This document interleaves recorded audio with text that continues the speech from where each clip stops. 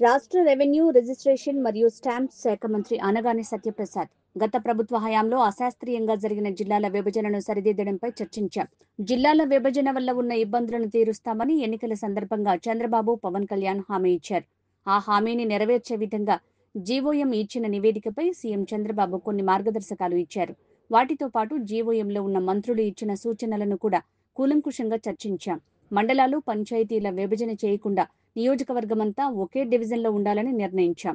మరోసారి సమావేశమై నివేదికను రూపొందించి సీఎంకు అందజేస్తాం. అందరికీ నమస్కారం. ఈరోజు ఏదైతే గతంలో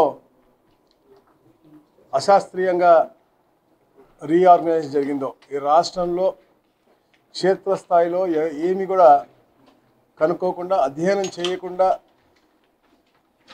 వారికి అంటే రాజకీయంగా అప్పుడున్న నాయకుల యొక్క వెసులుబాటు కోసం చేసుకున్న రీఆర్గనైజేషన్ అనేది చాలా పరిపాలనకి ఇబ్బందికరమైనటువంటి పరిస్థితి మనం 2024లో మనం ప్రజల్లోకి వెళ్ళినప్పుడు తెలిసింది.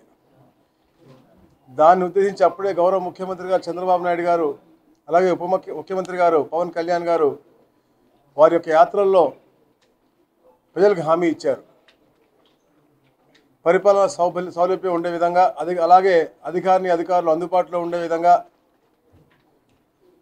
ఒక సుపరిపాలన ఇచ్చే దిశగా ఈ యొక్క కూటమి ప్రభుత్వం ఉంటుందని చెప్పారు. దాంట్లో భాగంగా ఈ యొక్క రీఆర్గనైజేషన్ మీద ఒక జీవోఎం వేశారు.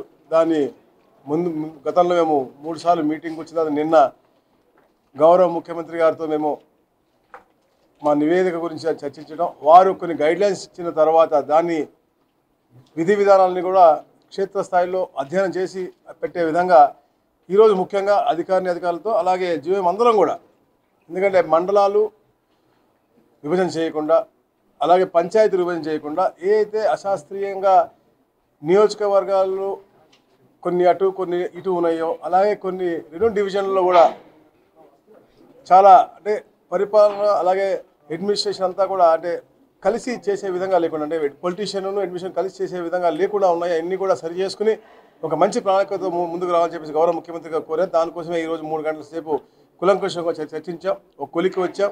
ఇంకా ఫైన్